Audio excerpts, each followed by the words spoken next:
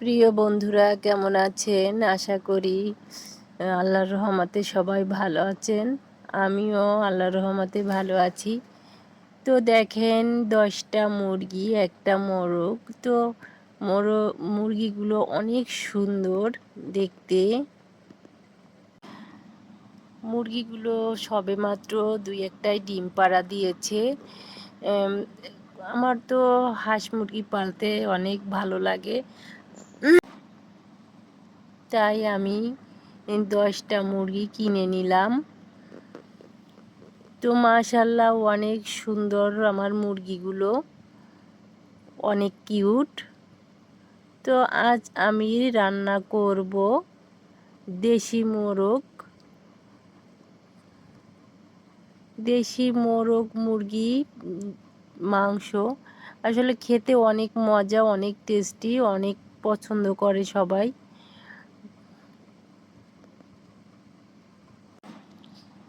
তো আমার ছেলের জন্য আজ আমি রান্না করে নিলাম। ও একটু মাংস খেতে পছন্দ করে, তাই বলতেছিল, আম্মু তুমি মাংস রান্না করো।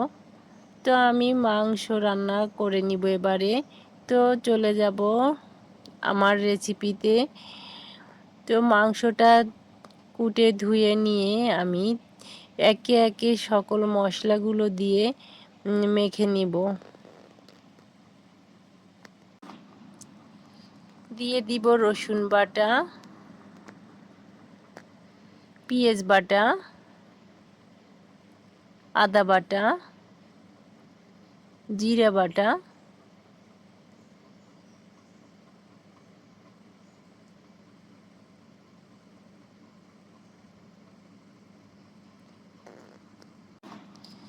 দিয়ে দিব পরিমাণ মতো হলুদের গুঁড়া,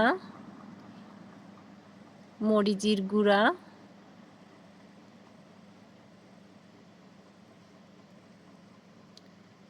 স্বাদ মতো লবণ,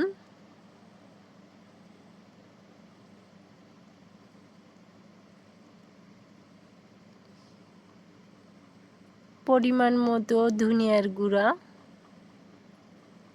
এবারে সাদা তেল দিয়ে আমি হাত দিয়ে ভালোভাবে মেখে 10 মিনিট রেখে দিব। বন্ধুরা, যারা আমার ভিডিও দেখা শুরু করবেন অবশ্যই একটা লাইক দিয়ে শুরু করবেন। এবারে 2টো এলাচ, 2টো দারচিনি, একটা তেজপাতা দিয়ে আমি আবারও সাদা তেল দিয়ে দিব। এবারে দিয়ে দিব মাংসগুলি।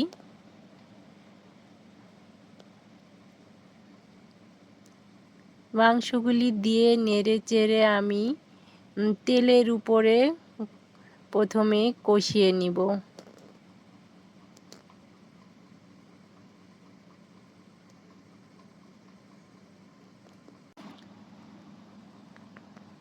তো মাংসটা কিছুক্ষণ এভাবে কষিয়ে নিয়ে আমি সামান্য পরিমাণ পানি দিয়ে আবারও ভালোভাবে কষিয়ে নিব। বন্ধুরা, যারা আমার ভিডিও দেখেন, আমার পাশে আছেন, তাদের প্রতি রইল আমার ভালোবাসা, শুভেচ্ছা।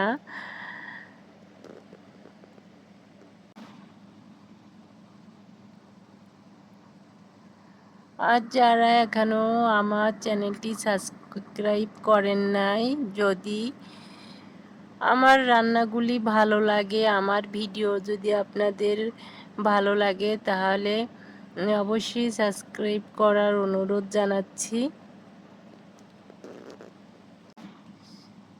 তো আমি কষানো পানি দিয়ে ভালোভাবে মাংসটা কষে নিব।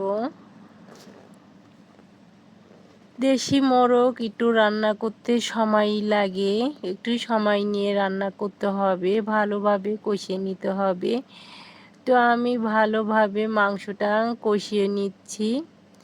যত বেশি কষানো হবে ততটাই কিন্তু মাংস মজা হবে। তো আমার কষানো হয়ে গেল, একটা আলু কেটে আমি দিয়ে দিলাম। এবারে নেড়ে চেড়ে আবারও কষিয়ে নিব।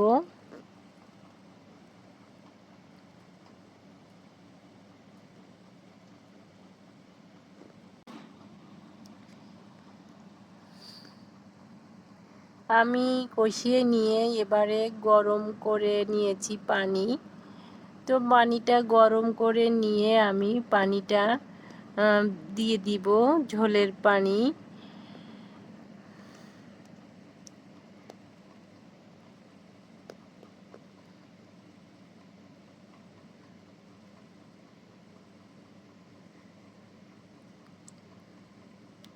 এবারে নেড়ে চেড়ে আমি রান্নাটা করে নিব।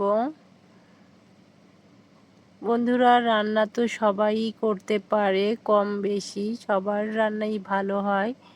জানি না আমার এই গ্রাম্য রান্না কেমন হয়। তো যদি ভালো হয়, ভালো লাগে, তাহলে অবশ্যই কমেন্ট করতে ভুলবেন না। আপনাদের একটা লাইক, একটা কমেন্ট আসলে অনেক আনন্দ দেয় বা আমার এগিয়ে নিতে সাহায্য করে। বন্ধুরা, রান্নাটা আমার হয়ে এসেছে। এবারে ভাজা জিরার গুঁড়ো দিয়ে আমি নামিয়ে নিব।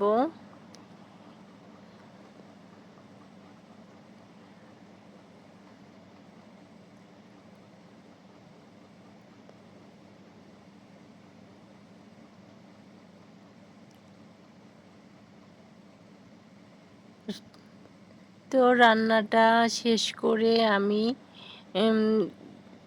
মাংসটা ঢেলে নিলাম। তো রান্নাটা কিন্তু অনেক মজা হয়েছিল, কালারটাও কিন্তু সেই রকম হয়েছে এবং খেতেও অনেক টেস্টি হয়েছে, অনেক মজা হয়েছে আর লবণীয় হয়েছে। সবাই ভালো থাকবেন। আল্লাহ হাফেজ।